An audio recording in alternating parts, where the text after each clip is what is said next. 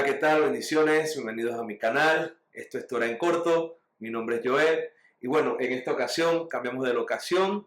Estamos en la academia de un gran amigo mío y que nos prestó su espacio. Y bueno, para esta semana tenemos la parashá Ki Teitzah, el becerro de oro, la intercesión de Moisés y la gloria de Dios. Vamos allá. Ki Teitzah significa cuando levantes o cuando eleves. Esta parashá se encuentra en Éxodo capítulo 30, verso 11, hasta el capítulo 34, verso 35. Y proviene de las primeras palabras de la porción cuando Dios instruye a Moisés acerca del censo del pueblo de Israel. Esta parashá contiene algunos de los eventos más dramáticos de toda la Torá. El mandamiento del medio shekel, la construcción del becerro de oro, la intercesión de Moisés por el pueblo y la extraordinaria revelación del carácter de Dios cuando proclama sus 13 atributos de misericordia. Pero más allá de la historia, esta parashá revela verdades profundas que apuntan al Mesías Yeshua, al papel de mediador, al peligro de la idolatría y a la transformación que produce la gloria de Dios en la vida de su pueblo. En Éxodo capítulo 30, del verso 11 al verso 16, tenemos el rescate del pueblo, el medio shekel. Dios ordena que cuando se haga el censo del pueblo, cada israelita debía dar medio shekel como rescate por su vida. Éxodo 30, 15 dice, ni el rico aumentará, ni el pobre disminuirá del medio shekel, cuando den la ofrenda a Yahweh para hacer la expiación por vuestras personas. Este rescate nos recuerda una verdad espiritual que luego enseñan los apóstoles, y es que todos necesitan redención por igual. El apóstol Pablo dice en su carta a los Romanos capítulo 3, versículos 23 al 24, por cuanto todos pecaron y están destituidos de la gloria de Dios, siendo justificados gratuitamente por su gracia mediante la redención que es en el Mesías, Yeshua. Nadie podía pagar ni más ni menos. Todos necesitamos el mismo rescate. De la misma manera, la salvación en Yeshua no depende ni de riqueza, ni de posición o mérito humano, sino del rescate que Dios proveyó. Yeshua mismo lo declaró en Mateo capítulo 20, verso 28. El Hijo del Hombre no vino para ser servido, sino para servir y para dar su vida en rescate por muchos. En los versos 22 al 38 tenemos entonces el aceite de la unción y el incienso santo. Y es que Dios también ordena preparar el aceite de la santa unción y el incienso sagrado para el tabernáculo. Estos elementos representan la santidad y la consagración para Dios. El aceite en la Escritura simboliza frecuentemente la unción del Espíritu de Dios. Esto se ve claramente en el ministerio del Mesías. En Lucas 4, verso 18, Yeshua dice, el Espíritu del Señor está sobre mí por cuanto me ha ungido para dar buenas nuevas a los pobres. La palabra Mesías literalmente significa el ungido. Y es que así como el tabernáculo debía ser ungido para ser apartado para Dios, el pueblo del Mesías también es llamado a vivir una vida consagrada. Pedro escribe en su primera carta, capítulo 2, verso 9, mas vosotros sois linaje escogido, real sacerdocio, nación santa, pueblo adquirido por Dios. En Éxodo capítulo 31, del verso 1 al 11, tenemos entonces que Dios llama a Bezalel y a Oholiab para la construcción del tabernáculo. Éxodo 31, 3 dice, yo le he dado del Espíritu de Dios en sabiduría, inteligencia, en ciencia y en todo arte. Esto es algo extraordinario, ya que es una de las primeras veces que la Biblia habla de alguien lleno del Espíritu de Dios. Esto muestra que el Espíritu no solo actúa en profetas o líderes espirituales, sino también en el trabajo, en la creatividad y en el servicio. En el Nuevo Testamento tenemos el mismo principio. Pablo enseña en la primera carta a los Corintios, capítulo 12, versos 4 al 6, que ahora bien, hay diversidad de dones, pero el Espíritu es el mismo. Y hay diversidad de ministerios, pero el Señor es el mismo. Dios equipa a cada creyente para cumplir su propósito.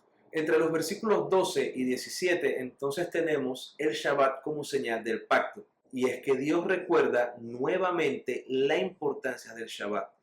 En Éxodo capítulo 31, versos 16 y 17 declara, guardarán pues el día de reposo los hijos de Israel celebrándolo por sus generaciones por pacto perpetuo. Señal es para siempre entre mí y los hijos de Israel. El Shabbat apunta a algo aún mayor, el descanso espiritual en Dios. Hebreos capítulo 4, versos 9 y 10 enseña, por tanto, queda un reposo para el pueblo de Dios, porque el que ha entrado en su reposo también ha reposado de sus obras. Y es que el verdadero descanso no es solo un día, sino una relación con Dios a través del Mesías. Desde Éxodo capítulo 31, versículo 18, hasta el capítulo 32, versículo 29, tenemos entonces uno de los episodios más tristes del pueblo de Israel, y es el pecado del becerro de oro. Mientras que Moisés estaba en el monte, el pueblo cae en idolatría. Éxodo 32, 4 dice, estos son tus dioses, Israel, que te sacaron de la tierra de Egipto. El pueblo cambia la gloria del Dios invisible por una imagen.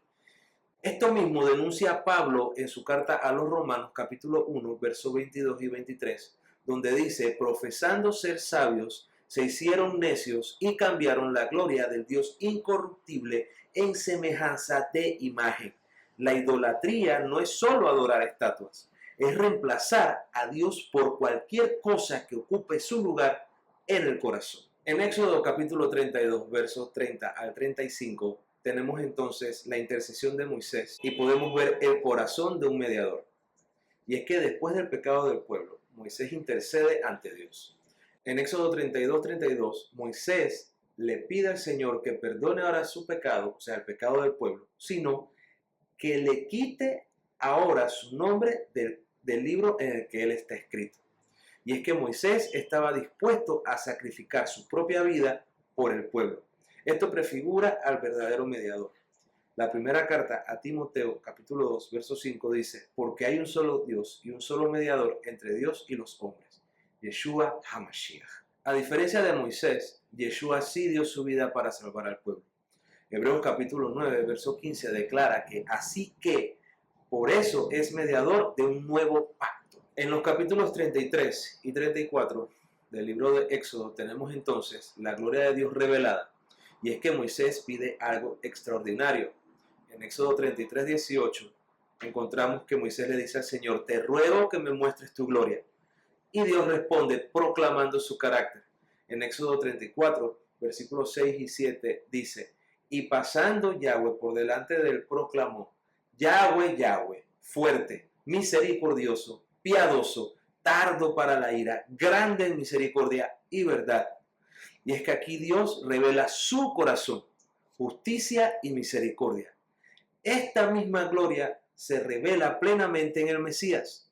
Juan capítulo 1, verso 14 dice, y aquel verbo fue hecho carne, y vimos su gloria, gloria como del unigénito del Padre, lleno de gracia y de verdad. Y también encontramos el rostro resplandeciente de Moisés. Y es que después de que él habla con Dios, su rostro resplandecía.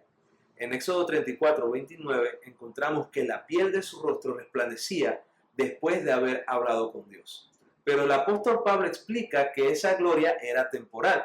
En su segunda carta a los Corintios, capítulo 3, versos 7 y 8 dice, si el ministerio de muerte fue con gloria, ¿cómo no será más bien con gloria el ministerio del Espíritu? Y es que la gloria del nuevo pacto en el Mesías no es temporal, sino permanente. En este mismo pasaje, en el versículo 18, Pablo concluye, nosotros todos, mirando a cara descubierta, como en un espejo la gloria del Señor, somos transformados de gloria en gloria. La Parashá Ki Tizá nos muestra tres verdades fundamentales. El peligro de la idolatría, cuando el corazón se aparta de Dios. La necesidad de un mediador, representado por Moisés. Y la revelación de la gloria y la misericordia de Dios. Pero estas tres cosas apuntan finalmente al Mesías. Y es que Yeshua es el rescate verdadero por el pecado, el mediador perfecto entre Dios y los hombres, y la manifestación completa de la gloria de Dios. Por eso, así como Moisés subió al monte y se encontró con Dios, nosotros también somos llamados a acercarnos a Él. Hebreos 4:16 nos invita a acercarnos, pues, confiadamente al trono de la gracia para alcanzar misericordia y hallar gracia en el oportuno socorro. que aprendamos de esta parashá a rechazar la idolatría, a confiar en el mediador que Dios ha provisto y a buscar la gloria de Dios en nuestras vidas. Y que al contemplar al Mesías seamos transformados de gloria en gloria. Si te gustó el video, dale like, suscríbete y comparte. Que el Señor te bendiga y te guarde.